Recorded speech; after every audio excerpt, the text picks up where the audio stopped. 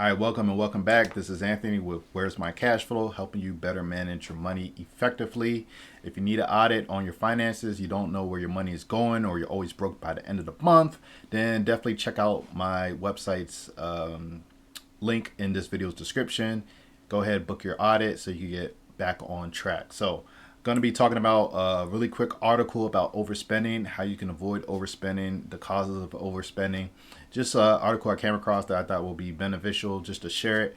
A lot of times we just need reminders. You probably know this stuff, but it's good to remind yourself of just different things that you can do in order to get yourself on track, especially financially. You can do with anything, but there's like thousands of articles online and they get lost in the wind, and it's good from time to time to just hear, oh yeah, I got to do this, or I should do this. So I'm going to go ahead, bring up the article. This is from US News, and just titled, article is titled Inside the Psychology of Overspending and How to Stop It.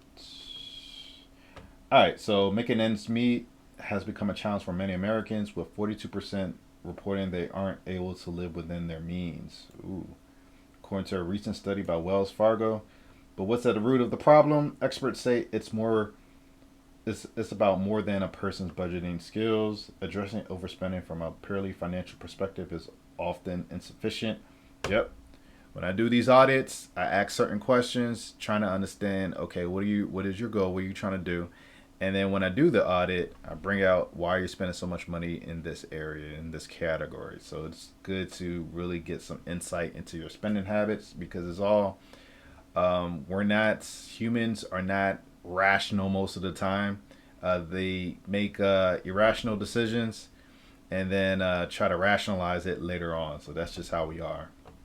We are emotional creatures, so we can't be perfect. But what's at the root of the problem?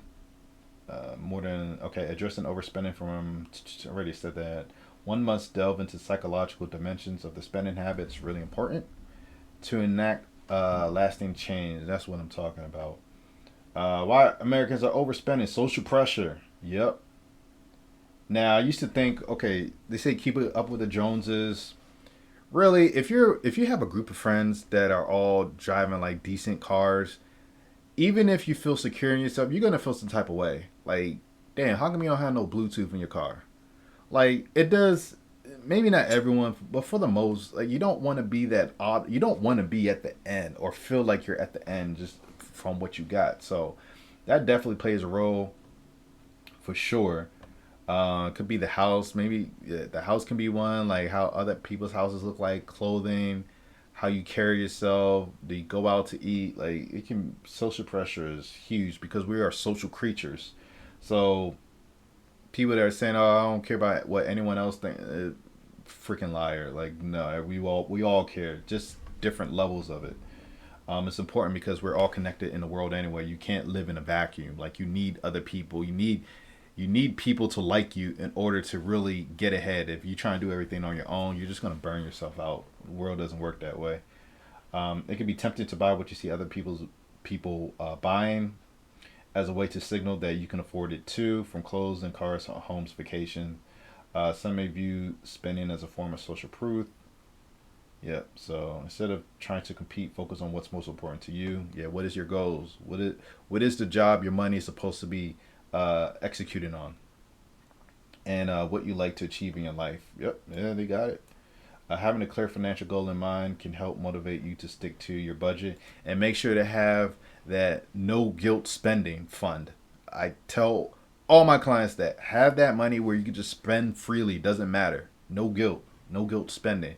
And then so that it's not so strict and you just collapse and just burn out and then start reverting back to your old ways. Lifestyle creep. This is huge. Uh, when your expenses basically means when your expenses unintentionally creep up as your income increases.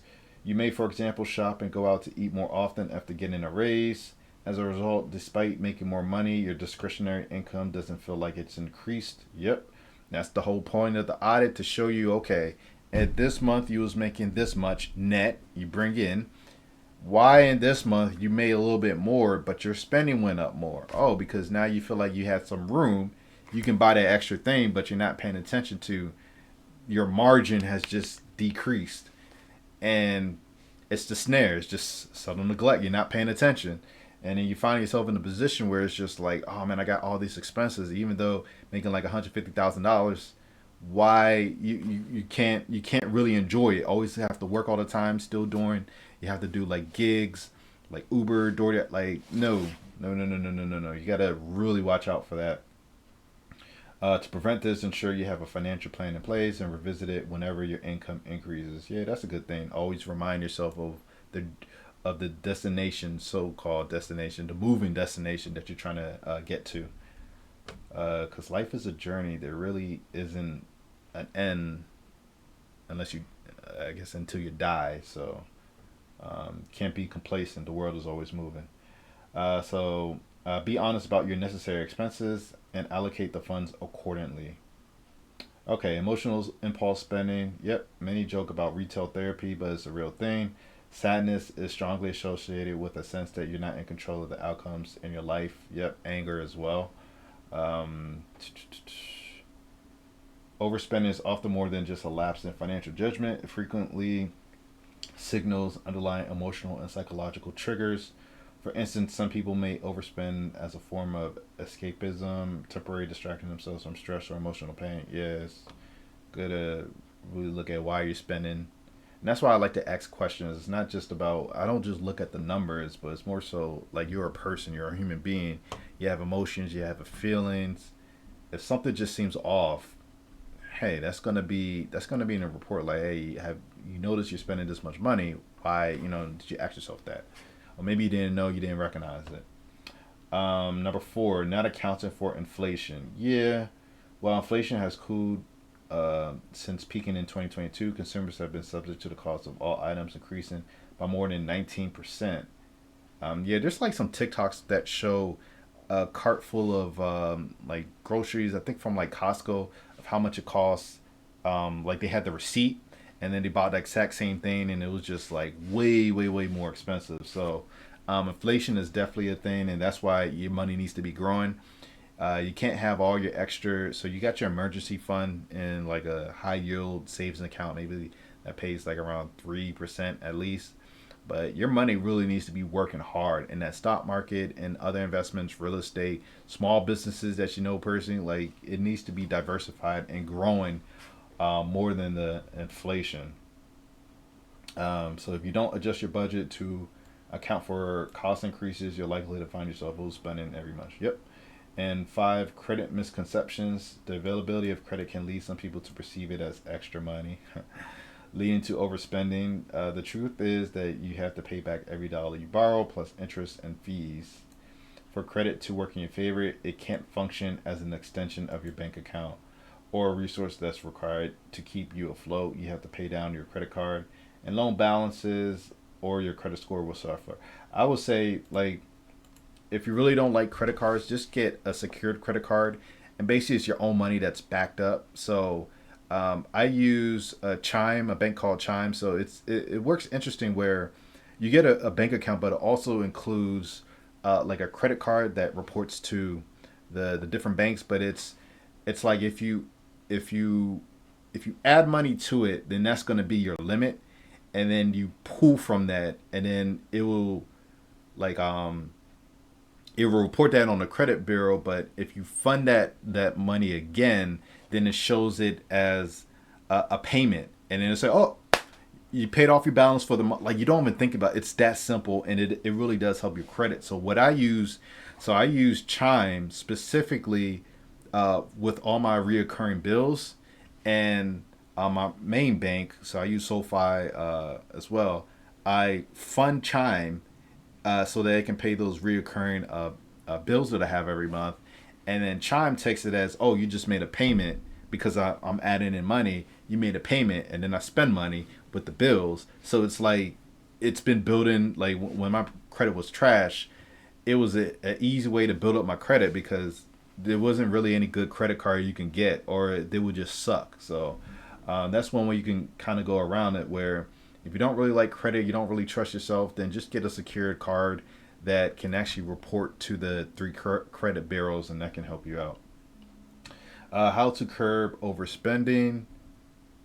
To gain control over spending, stick with a budget. The first step is recognizing these psychological patterns. Yeah, who you are, what you want, and how they affect your financial decisions. This self awareness can then be leveraged toward developing a mindset.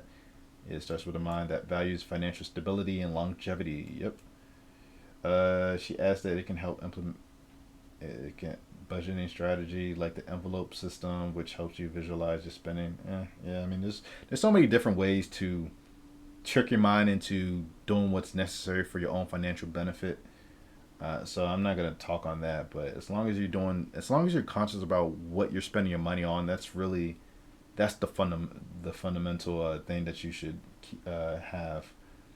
It's also recommended to seek professional advice, not only from financial advisors, but also for mental health profession. Okay, I mean, yeah, you could do that. No one is really gonna do that.